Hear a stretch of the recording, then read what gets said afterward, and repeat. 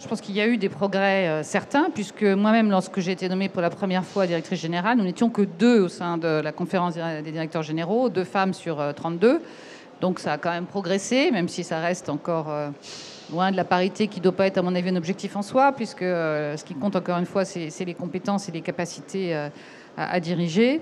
Mais je crois que globalement, il faut effectivement favoriser l'égalité professionnelle, à tous les niveaux d'ailleurs. C'est pas seulement vrai chez les directeurs, mais c'est vrai aussi dans l'accession des femmes, qu'elles soient médecins, à titre d'exemple, à des fonctions de chef de service médical ou de chef de pôle.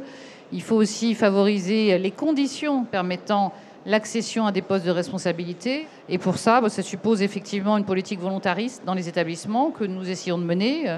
Heureusement, dans la fonction publique hospitalière, nous avons une chance, c'est quand même l'égalité salariale qui n'existe pas toujours dans le secteur privé, mais les métiers de la santé sont des métiers très contraignants. Il faut effectivement beaucoup de disponibilité, beaucoup d'engagement, et nous devons travailler sur la qualité de vie à l'hôpital, sur l'amélioration des conditions de travail. Nous devons travailler pour mieux concilier ces aspects de vie professionnelle, de vie familiale, et favoriser l'accession des femmes, les conditions en tout cas qui leur permettent simplement de candidater à des fonctions de responsabilité. Parce que je crois qu'un des problèmes que nous avons aussi, c'est que les femmes sont beaucoup dans l'autocensure. Notre rôle de responsable, d'ailleurs qu'ils soient hommes ou femmes, c'est aussi de les inciter à se positionner pour l'accession à ces fonctions de responsabilité, à les aider à les mettre en œuvre, à les accompagner à les mettre en œuvre. Mais on a aussi besoin d'accompagner des responsables masculins, parfois, qui peuvent aussi être en difficulté, et de leur permettre d'accéder à ces fonctions.